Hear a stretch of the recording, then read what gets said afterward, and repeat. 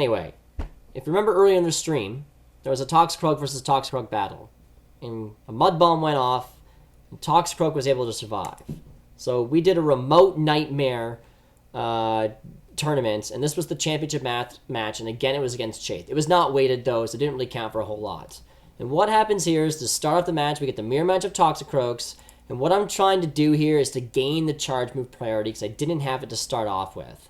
So I'm trying to do the trick where I can flip the charge move priority and gain the next move faster, basically.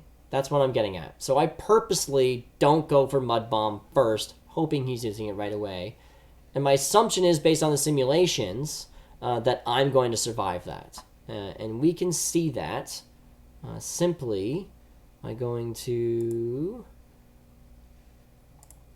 my side screen here.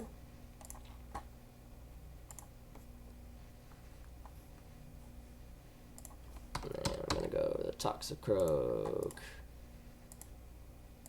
Mud Bomb, Toxicroak with Mud Bomb, like so. And we do the battle. So there's a little feature on here. Actually, allow me to make this a little bit easier to see for everybody. We're going to go ahead and do this now. We're going to go like this here. Okay.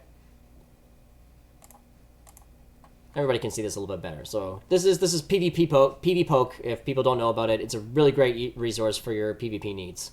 You should go there and do your battle sims, get your rankings and all that kind of fun stuff. But PvP Poke, go here.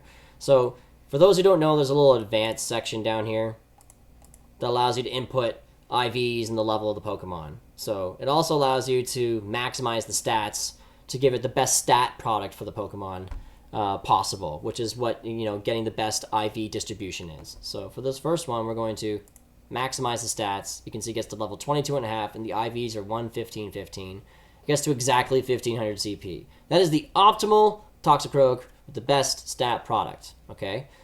This regular one here is just a normal Toxicroak. And we're going to do the battle again, like so. So you're going to be able to see here that the better Toxicroak is going to do a Mud Bomb, and the other one is going to die after one more counter. The better Toxicroak actually has 5 HP left over at the end of this matchup. If we go to the end here and show right over here, it has 5 HP left over. So one survives and one doesn't based on the same move.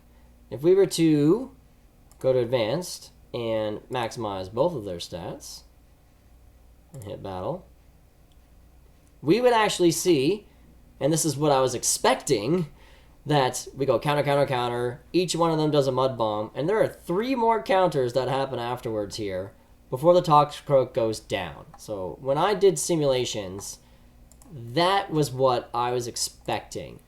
But in this battle, that is not what happens, and everything goes bad so quickly in this. It's remarkable. So I'm getting ready to hit Mud Bomb after he does his. I'm expecting to live this Mud Bomb. He hits his. I'm like, okay, I'm not going to shield. I'm going to save my shield for a different situation and try to do well here. His Mud Bomb kills me right away.